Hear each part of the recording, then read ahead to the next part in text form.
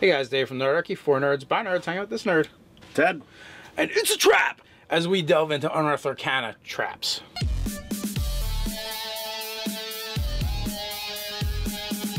Hey, jump down in the description below where you can find Nerdarchy the newsletter. It's a great way to get gaming tips, as well as learn how to game with Nerdarchy. Well, folks, you know what time it is. It's Monday morning. Unearthed Arcana came out last week, so you know what we like to do. We like to talk about it. Woohoo, traps! Ooh, oh traps! I guess it's not as impressive as waving the paper around. I always think a Kindle or whatever tablet you got is more impressive than waving around paper. Dead trees are the way to go, man. Way to go. So this one was pretty beefy, like 13 pages beefy. 13 pages, which is quite a bit more than the 4 pages with artwork that we get in the DMG. Yeah, literally 3 times the amount. So it's much needed because there is some ambiguity in 5e in general. But you know, traps is another place where it gets a little confusing. It's like, is that a perception check? Is it an investigate check? Is it perception and then investigate? And they really do a decent job of clarifying in this article. And I really like. I'm just going to delve right into it, guys. We're probably going to jump around, so don't mind us.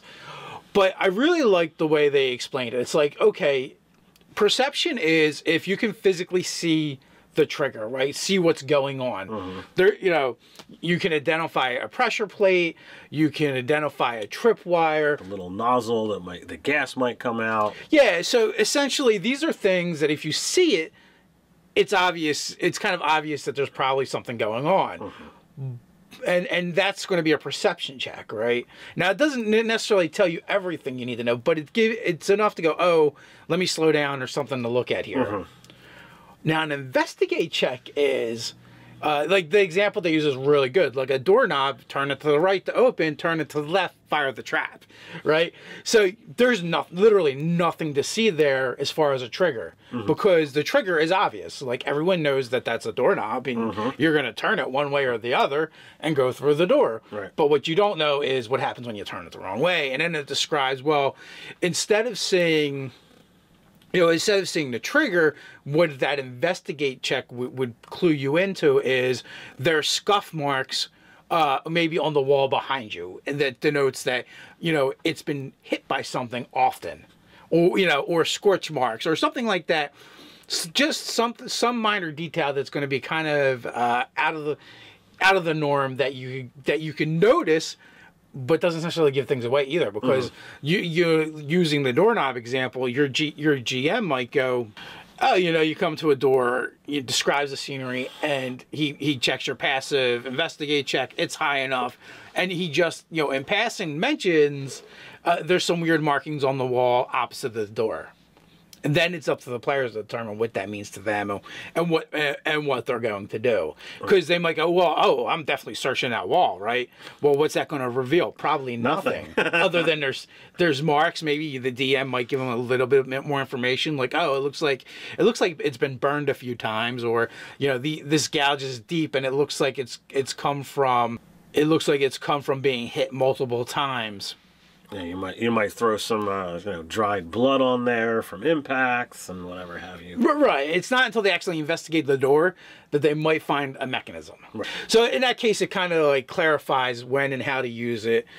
They give you a bunch of more traps that you can just plop right in your game as examples. I like the fact that they're like, well, here's guidelines to make a trap, and here's some ready-made traps for you.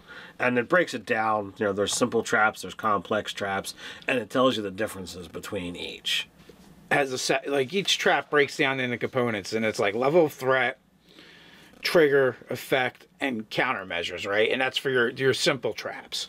And I think it's really good to be able to tell you, here's the countermeasures. So this is what you have to do with this type of trap. So if you don't have those type of things, then you are going to have players that are like, well, I just use my thieves' tools and make a check. Yeah, well, and it tells you that's not good enough. You have to say, well, what specifically are you doing? Because there's some things that you might try and no die roll necessary, it's going to trigger the trap. Whereas other things is like, okay, well, I can do this, And this will actually prevent the trap from going off. Right. Part of what they're saying too is like we need to know exactly where everybody's positioned. So in case you set the trap off accidentally, we know how that's going to affect everyone. The other thing, because some traps will if you fail, they automatically go off. Other traps, it's if you fail by X, they go off. Yeah, there's a threshold. Right. And then again, the other thing is, well, if you're not in the area and it goes off, it isn't really going to matter. Yeah, like, so it calls in at one point in time like there's a pit trap. Well, if I'm on this side of the pit trap and I'm trying to deactivate it and I fail and it collapses, there's no reason why I would. If I'm lying on my stomach here doing this, there's no reason I should be pulled in. So for the most part, a lot of the simple traps are kind of that I give as examples. Quite a few of them kind of cross over with what's in the DMG. They give you a couple new ones, and there's a little bit different wording, but it does definitely give you something to go by. I would much rather use the versions in the Unearthed Arcana because it gives you all of your steps versus the ambiguous stuff of what's in the text, what's in the DMG. Because it's like, oh well, here's a thing here. There's a DC 10 to spot it. And you can, fall in. It's usually 10 foot or deep, 10 foot or deeper. Whereas here, it's like, all right, it's a 10-foot pit. Anyone steps on the canvas. Here's the effect. Here's the countermeasures. I think this has more work done to it. Yeah, and they give you a little bit more information as far as building the traps yourself if you're going to do your own. So absolutely, it's very, very useful. Then it goes into whole section, basically that long-winded thing that I went into is like 2 paragraphs about perception or investigate. They condense it way better than I did. So that's very helpful if you were confused on those, I believe. That's going to help you a lot.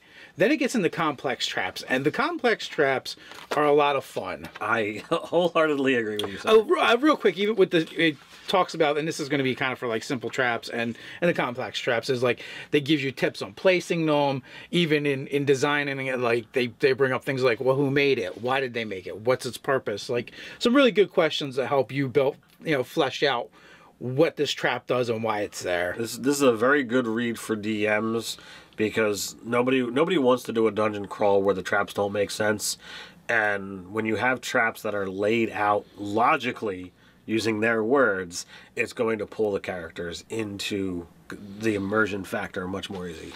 Now, the complex Plex traps are really cool. They have a lot of different sections to it: level and threat, trigger.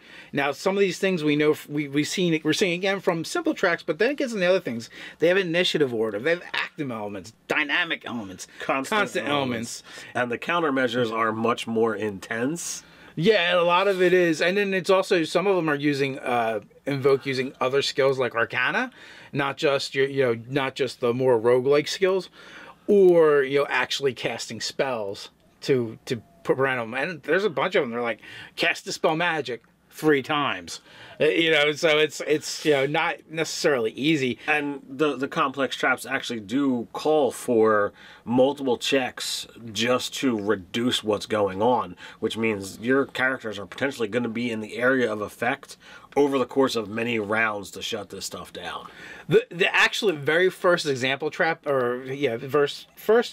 example trap they give you is essentially an obstacle course. It's a gauntlet of blades, or path of blades as it's called. Yeah, but it is the blades, crushing pillars, and then a magic effect that could push you back through the crushing pillars and blades again. And it actually goes into that, like, you might have to be in multiple areas to shut this down. So you could, okay, well, here, I'm going to do this thing from this location, and, all right, I've successfully, over the course of 3 rounds, lowered the damage or lowered the DC, but now I've got to cross through that area to get to the other location and start, shutting that down from there. So it actually makes the trap that much more threatening if you have to go through it multiple times just to shut it down. I like this crushing doom, the sphere of crushing doom. Like, guys, you know, you ever seen the toy and it's basically a wheel and it's on like the wire and it's got a handle and you just kind of flip it back and forth and it just moves faster and faster? That's what it reminds me of. It's freaking crazy. And that's the other thing about these traps. It's like the longer they go on, the more deadly they get. Yep. So it gives us several examples of these complex type traps. I believe there's like 3 or 4 of them. You know, and again, the same thing where it goes into a lot. These traps have a lot more room because they're a lot more complex. There's different ways to disable them, and then they explain, you know, how to go about designing them and adding them to your game, and giving you ideas of where to put them. And it also goes on to say that these traps are kind of designed almost like legendary monster actions. Yeah, so that's really cool. Running those type of encounters makes it a little bit more dynamic, a little bit more interesting, because like, if you're running a solo monster, it gets its initiative, and then you want to have other things that happen while the players are trouncing on it. So you have these traps that can function that exact same way. I thought that was badass. Yeah, it's kind of funny that essentially when they did the traps over here in this new Unearthed Arcana, you know, they did them like skill challenges, you know, so without actually calling it out as a skill challenge. This, you know, especially the complex ones are very much set up that way. I agree.